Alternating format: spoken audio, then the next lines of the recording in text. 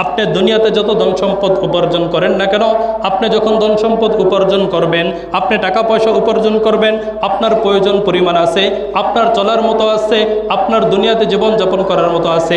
আপনি যদি এটা দেখে সন্তুষ্ট থাকেন, এটার উপর যদি আপনি তৃপ্তি থাকেন, তাহলে আপনি দুনিয়াতে পেরেশানি মুক্ত থাকবেন, আপনি ভালো চলতে পারবেন। আর যদি আপনার আরও চিন্তা থাকে, আমার 1 কোটি হয়েছে আমি 3 কোটি করব, আমার 3 কোটি হয়েছে আমি 10 কোটি টাকা উপার্জন করব, 10 কোটি হয়েছে আপনি 50 কোটি করবেন, 50 কোটি হয়েছে আপনি 100 কোটি করবেন, 100 কোটি টাকা আপনার জীবনে খেয়ে শেষ করতে পারবেন না, খেয়ে শেষ করতে পারবেন না। কিন্তু আপনার পেটের ক্ষুধা তো নিবারণ হয়েছে, চোখের ক্ষুধা নিবারণ হয় নাই। চোখের ক্ষুধা নিবারণ না হওয়ার কারণে আপনি খালি টাকা উপার্জন করবেন, সেই পেরেশানির মধ্যে আপনি লিপ্ত রয়েছেন, ঠিক কিনা?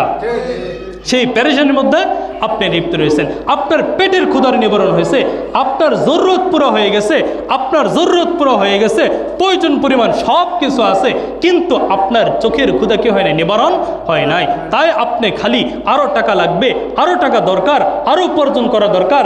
আপনি অস্থিরতার মধ্যে, অশান্তির মধ্যে সময় কাটাচ্ছেন, ওই আঁকা বাঁকা পথে চলতেছেন। রবের সাথে কিনে সম্পর্ক ঠিক নাই, অশান্তি। রবের সাথে সম্পর্ক ঠিক না থাকার কারণে কি? অশান্তি। যখন আপনি বলেন ইহদিনাস সিরাতাল মুস্তাকিম সিরাতাল লাযীনা আন'আমতা আলাইহিম, হে আল্লাহ আপনি আমাকে সরল সঠিক পথ দেখান। কাদের পথ?